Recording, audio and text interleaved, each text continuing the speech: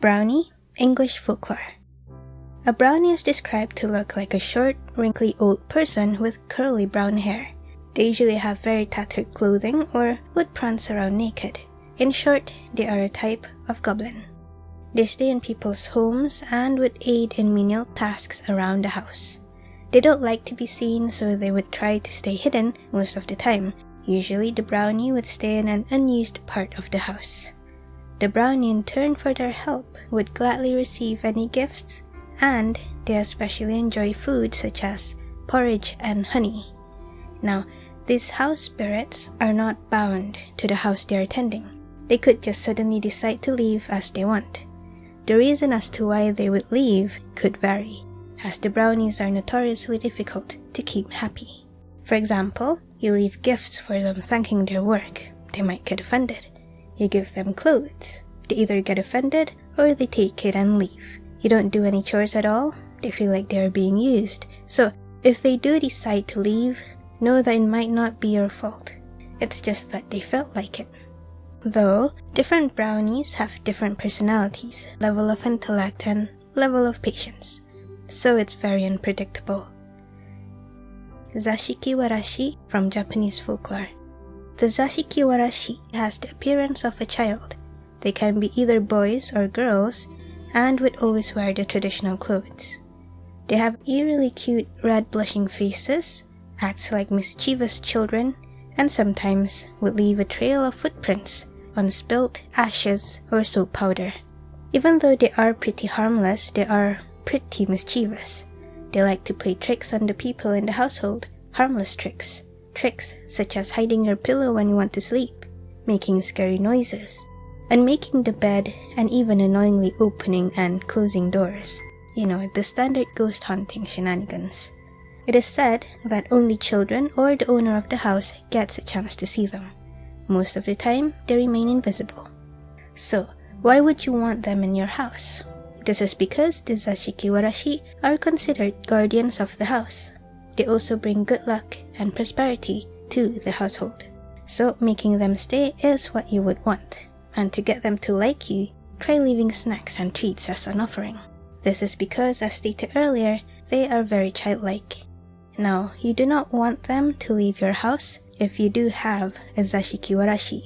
This is because, without them warding the bad luck anymore, all the accumulated bad luck and extra bad luck would befall the household.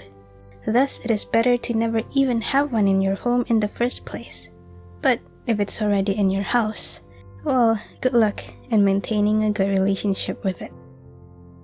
Domoboy from Slavic folklore. You know those weird sounds you hear at night? Those creaking, shuffling sounds around your house?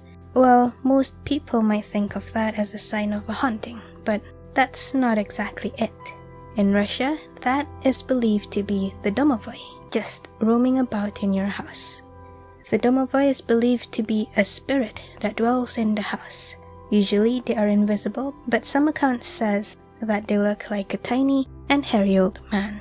Interestingly, sometimes it would also transform into the male head of the household, especially if the head of the family is away from home. That's pretty convenient to deter thieves from coming inside an empty house. Now, there's a few ways to show respect to the Domoboy, such as leaving food for them in the kitchen and ensuring that the house can be navigated easily, because it likes to roam the house. So you want them to be happy, because a happy Domoboy is a friendly and helpful Domoboy. Also, they do not tolerate people being lazy or rude, or they will get annoyed. The Domoboy, if they're happy, would help around the house. They would help feed the livestock, water the plants, clean small messes, and protects the house from evil spirits and even from thieves. But an unsatisfied Domoboy would make its displeasure known. It would start haunting the house instead. It would make loud noises at night. It might kill some of the livestock or plants. And worse, it would suffocate a member of the household. Itsuki Warashi from Japanese folklore. The Itsuki Warashi is similar to the Zashiki Warashi. Well, the only thing similar is that they are both childlike spirits. Now, having the Itsuki Warashi around is actually a nuisance. This is because an Itsuki Warashi does nothing for the household. There's nothing positive in having them around the house, as it doesn't give any good luck nor bad luck. It just gives you a haunted house. The Itsuki Warashi would crawl out from the dirt underneath the floorboards, and then it would proceed to roam the house while being invisible. It would leave the floors dirty with dirt, seeing that it crawled from it, and would annoy the people in the house. Note that the Zashiki Warashi only leaves its footprint on spilt powder, while the Itsuki Warashi leaves dirt. That's the obvious difference between them. Now, the Itsuki Warashi would annoy the people in the household. They would be loud, the floors would creak, a child's cry could be heard, thumping and banging on the walls, the usual hauntings you would get from a ghost. Though maybe it's asking for attention because the origin of these Itsuki Warashi came from a very old practice. The practice of reducing mouths to feed. Standard of living in the old days were lacking. Food and money was scarce, no legit contraceptives, and sense of morality were different. Some of the newly borns would be sacrificed to ensure there's enough food for all. Sometimes the parents can't even perform a funeral, so most of them would end up underneath the floorboards.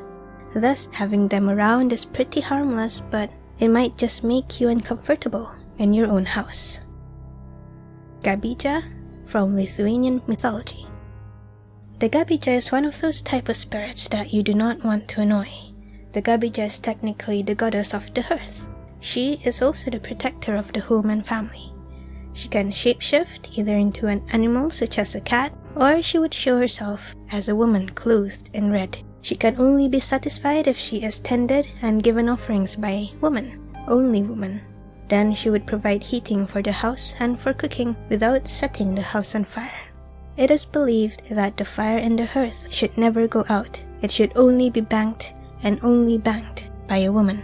Of course, banking the fire needs to be done carefully as well, since she is pretty fussy.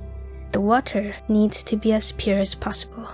Apparently the fire could only be put out once a year, which is around the time of the winter solstice. Now, if she feels offended and decided to go away, let's just say there's no guarantee that the house would not be set on fire.